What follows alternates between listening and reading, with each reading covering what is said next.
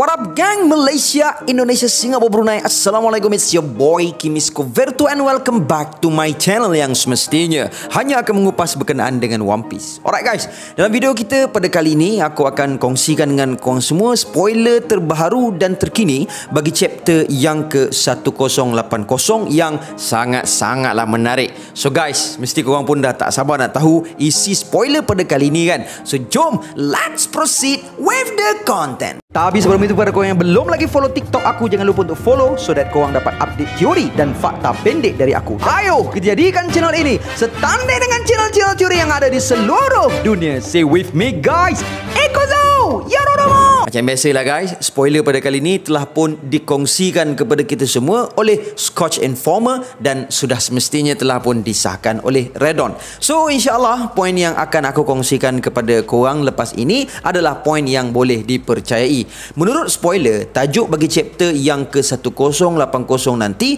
bakal berjudul The Legendary Hero. Spoiler juga mengatakan bahawa keseluruhan chapter ini nantinya bakal berlatar tempatkan Pulau Hachinosu sepenuhnya. So kita berkemungkinan besar tidak akan mendapat pendedahan terkini tentang Straw Hats Pirate yang kini berada di Egghead Island ataupun perkembangan terkini bagi Red Hair Pirates yang berada di Pulau Elbaf, dan bahkan kita juga tidak akan mendapat pendedahan tentang sambungan perlawanan bagi Law dan Blackbeard. Spoiler juga kemudiannya terus mendedahkan kepada kita bahawa chapter ini akan memfokuskan kepada perlawanan anggota SWORD yang bakal bertarung dengan ahli Blackbeard Pirates yang tersisa di Pulau Hachinosu tersebut. Antara nakama Blackbeard Pirates yang berada di sana termasuklah Shiryu, Vasco Shot, Pizarro dan juga Sanjuan Wolf.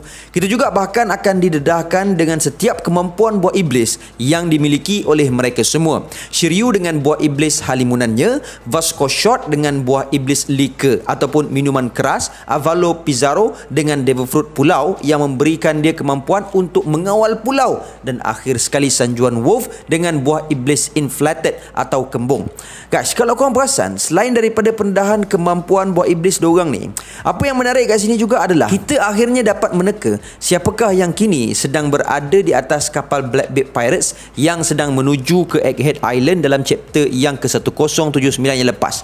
Maksud aku macam ni guys, setakat ini kita semua telah pun didedahkan bahawa Blackbeard, Bergas, Van Ogre dan Doc Q sedang bertarung dengan Law di Winner Island, manakala Shiryu, Vasco Shot, Sanjuan Wolf dan Pizarro pula sedang bertarung dengan SWORD di Pulau Hachinosu ini. So daripada 10 Titanic Captain yang dimiliki oleh Blackbeard Pirates, tinggal 3 sahaja lagi baki yang belum didedahkan kepada kita semua sekarang ini, dan ketiga-tiga mereka itu adalah Lafitte, Katarina Devon dan possibly the 10th Titanic Captain adalah Aokiji Kuzan. So berkemungkinan besar mereka bertiga inilah yang sedang berada di atas kapal Blackbeard Pirates yang kini sedang menuju ke Egghead Island. Poin yang seterusnya yang dikongsikan oleh spoiler pula mengatakan bahawa kita bakal didedahkan dengan ahli-ahli SWORD yang menyertai Garp ke Pulau Hachinosu tersebut.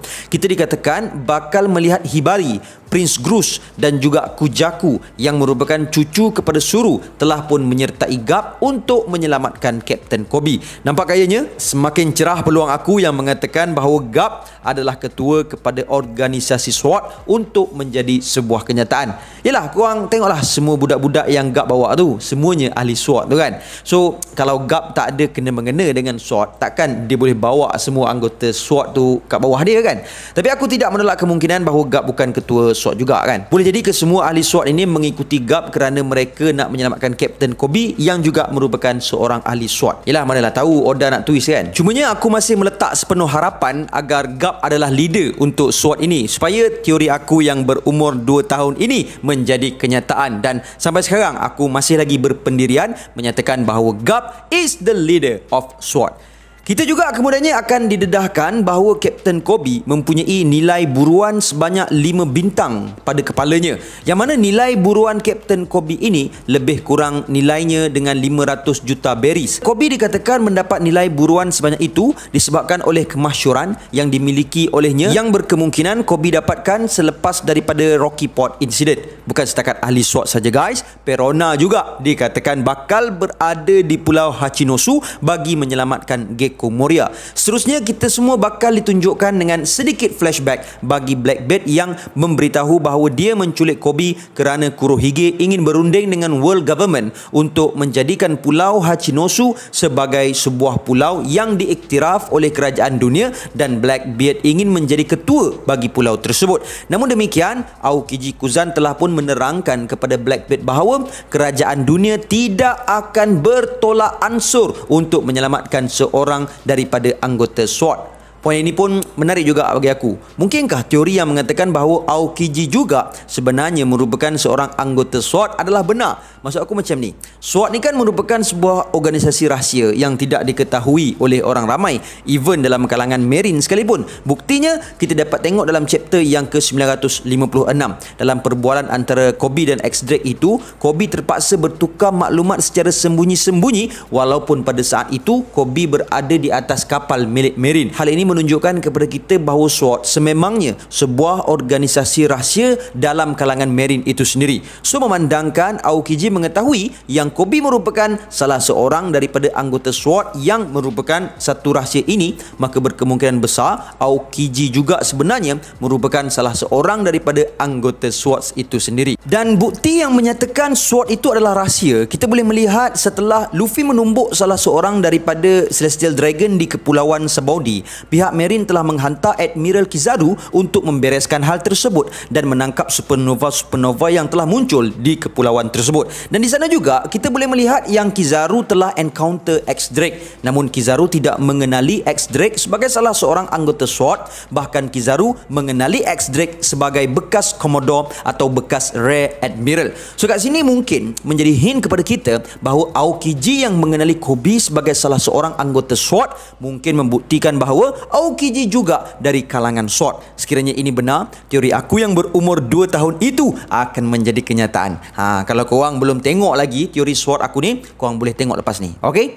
Spoiler juga kemudiannya mendedahkan kepada kita kemampuan yang dimiliki oleh setiap ahli SWORD yang mengikuti Monkey D. Garp itu. Hibari merupakan seorang sniper yang menggunakan senjata ciptaan Dr. Vegapunk, manakala Prince Gruz pula mempunyai kemampuan buah iblis seakan-akan lumpur yang berkemungkinan sama dengan kemampuan buah iblis yang dimiliki oleh Karibu, manakala Kujaku pula mempunyai kemampuan buah iblis Whip Fruit. Dan akhir sekali guys, here comes the best point. Pada penghujung chapter nantinya, kita semua dikatakan bakal melihat Garp yang akan menyertai ahli SWORD yang lain dan Garp akan menghancurkan beberapa buah bangunan yang berada di Pulau Hachinosu tersebut dengan hanya menggunakan penumbuk Garp yang bersalut haki itu sahaja. Masya Allah. Apa? Kalau dalam chapter yang ke-1079 yang lepas, kita telah pun ditunjukkan dengan kekuatan sebenar yang dimiliki oleh Red Hair Shank yang merupakan salah satu watak yang sangat-sangat menjadi tanda tanya bagi kita. Sejauh manakah kekuatan watak Shanks ini?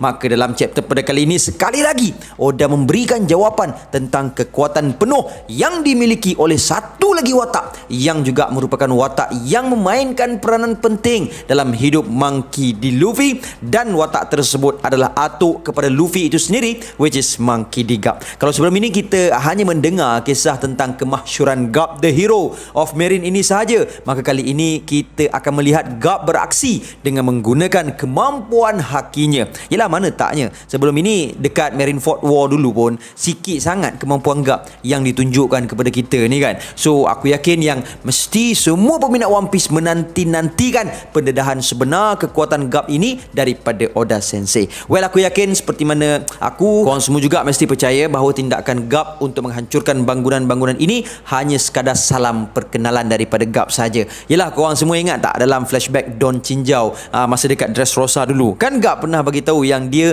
training dengan cara menghancurkan 8 buah gunung dengan tumbukannya sahaja bagi mengalahkan Don Chinjau. So setakat menghancurkan bangunan ni, bagi aku ini boleh dikatakan hanya warming up ataupun serangan amaran daripada our legendary hero Monkey D. Garp. Akhir sekali aku nak minta pendapat korang semua. Korang setuju tak kalau aku katakan yang Garp pada usia tua ini lebih kuat dan hebat daripada Shanks yang telah menewaskan Kid dengan satu serangan kamusari dalam chapter yang lepas? Maksud aku, Shanks hanya sekadar bertanya kepada Hongo tentang keadaan terkini Blackbeard sahaja, manakala Garp pula berani untuk menceroboh dan melakukan kekacauan di markas Yonko Blackbeard itu sendiri. Padahal kru Shanks lagi hebat daripada anggota SWAT yang Garp bawa ni kot. So, korang setuju tak kalau dikatakan bahawa Garp berani untuk menuju ke Hachinosu disebabkan oleh kekuatan Garp seorang diri itu sahaja pun lebih kuat daripada kekuatan yang dimiliki oleh Akagami no Shanks? So, please drop your comment down below. Okay? Bukan apa aku comparekan dengan Shanks ni, sebabnya dalam chapter yang lepas kan kita dah dapat tengok betapa imbanya kekuatan milik Shanks ni kan. So, sebab itulah aku timbulkan persoalan ini untuk kita diskusikan bersama. So guys, that's all I have untuk perkongsian kita pada kali ini. InsyaAllah, see you guys in the next content. And until then, my gang, there is no God except Allah.